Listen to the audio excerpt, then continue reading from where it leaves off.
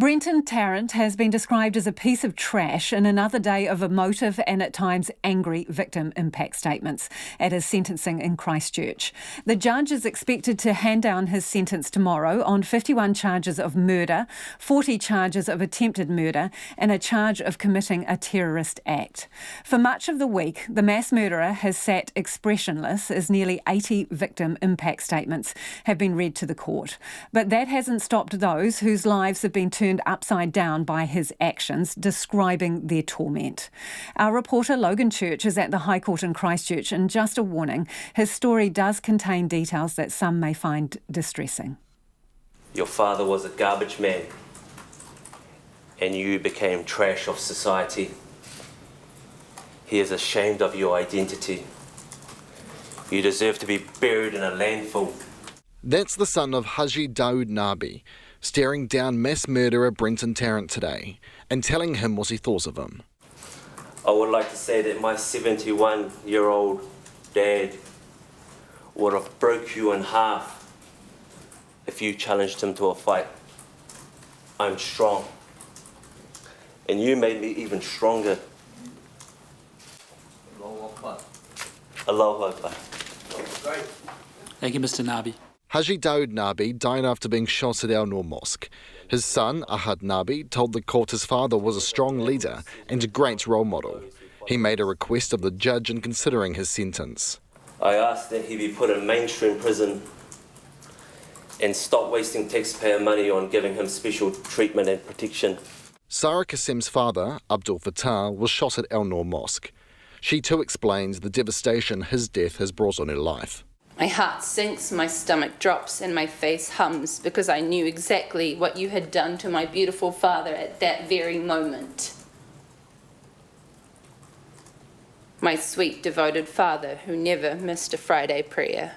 She paid tribute to her father, who she described as a hero and a shining, glimmering man. I wish more than anything in the world that I could have been there to hold his hand and tell him that it would all be okay. All a daughter ever wants is her dad. I want to go on more road trips with him. I want to smell his garden source cooking.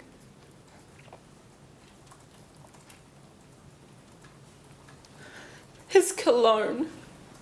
Ms. Kassem issued a challenge to Tarrant. I urge you to take a look around this courtroom and ask yourself, who exactly is the other here right now? Is it us? Or is it you? I think the answer's pretty clear. Mohammed Hussein was killed in the Linwood Mosque. Bullets hit his right shoulder and upper chest. His niece, Widad Mohammed Hussein, told the court her father was trying to call for help when the gunman shot him.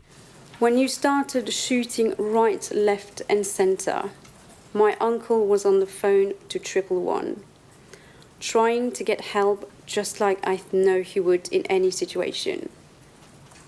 Then you executed him in cold blood.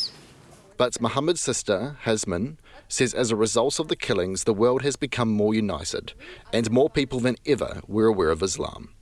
She spoke to the court beside a large picture of her brother. This tragedy has brought the world together and marked history.